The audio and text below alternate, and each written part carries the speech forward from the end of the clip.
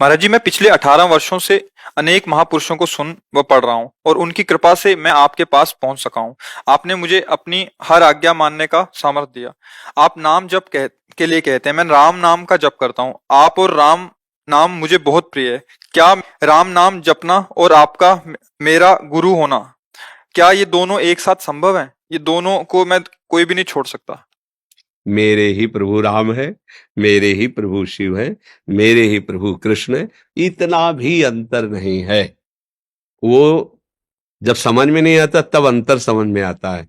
जैसे मान लो आप हम, अभी आपको रोल साधु का दिया जाए तो आप हमारे ही होंगे, और असाधु का दिया जाए तो हम जानते हैं ना कि आप हो, तो इसलिए हम क्या कहेंगे, दूसरा थोड़ी कहेंगे भैया ये रोल हो रहा है, वो वही है जो हमारे मित्र हैं वही है।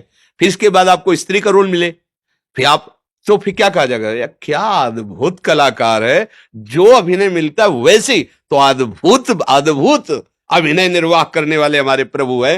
वो जो सुकर रूप धारण किया तो सुकर रूप, मत्स्य रूप तो मत्स्य रूप, जगत रूप तो जगत रूप, वो सब रूपों में मेरा ही प्रीतम रमा है, तो फिर संशय कहां रही। क्या मैं आपसे दीक्षित हो सकता हूँ? वचन मानना ही दीक्षा होती है।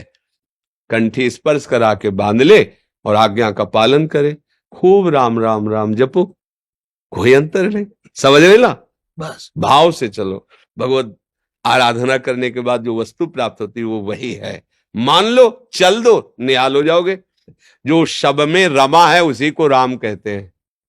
जो सब में रमा है वही राम है। फिर अंतर क्या रह गया, और कौन बचा कौन? जो सब में रमा है वही राम है, उसे कृष्ण कहते हैं, उसी को शिव कहते हैं। अलग अलग भावों से भक्त उनको पुकारते हैं, पर है वो एक ही। फिर परेशानी क्या है?